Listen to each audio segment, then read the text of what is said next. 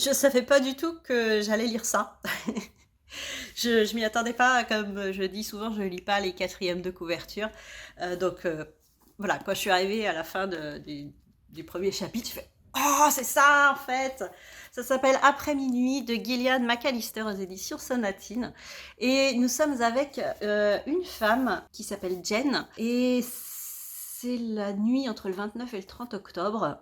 Elle prépare une citrouille pour Halloween en attendant son fils Todd qui vient d'avoir 18 ans et elle attend qu'il rentre. Et quand elle le voit rentrer, bon, ça y est, elle est soulagée et là, elle s'aperçoit que Todd croise quelqu'un dans la rue juste devant chez eux et le poignarde.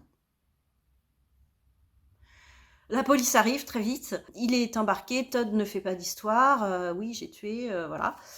Et elle ne comprend rien, elle comprend pas pourquoi Todd a tué cet inconnu. Ils vont au commissariat, enfin, elle est avocate, mais elle est avocate en divorce, donc elle peut pas faire grand-chose, et elle est complètement paniquée, son mari est super en colère. Voilà, et ils rentrent chez eux, et le lendemain, elle se réveille, et Todd est dans sa chambre, tranquille, elle fait: «Mais ils t'ont relâché, qu'est-ce qui se passe?» et tout. Alors son fils fait: «Ouais, quoi?» «Non, quoi? Je suis...» Et donc elle est revenue une journée en arrière.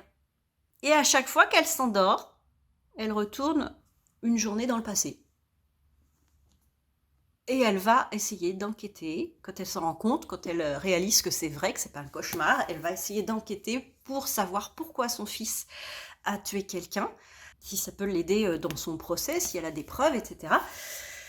Et elle se dit aussi, peut-être que je reviens en arrière parce qu'il y a un truc que j'ai mal fait dans son éducation, il faut que je change telle chose à tel moment dans son éducation, peut-être que dès que j'aurai déverrouillé ça, je vais revenir dans le présent et il aura tué personne. Donc, et à chaque fois, elle retourne dans le passé, donc ça veut dire que ça n'a pas marché, quoi.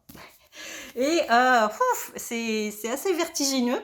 Je vous dis pas jusqu'où on revient, mais c'était très bien et j'ai beaucoup aimé cette façon de trouver des indices dans le passé et sa façon de réfléchir, etc. Et bon, moi j'aime beaucoup les histoires comme ça de boucles temporelles et j'ai trouvé ça assez original en fait.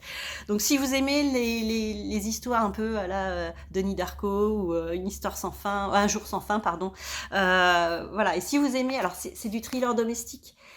C'est un petit peu comme si Franck Tillier avait écrit un thriller domestique. Voilà, vous voyez un peu l'histoire de Franck Tillier, la de Mobius, tout ça, et Rêver et tout ça. Le thriller domestique, donc c'est vraiment le mix des deux, quoi. Et ouais, j'ai beaucoup aimé ma lecture, c'était très bien.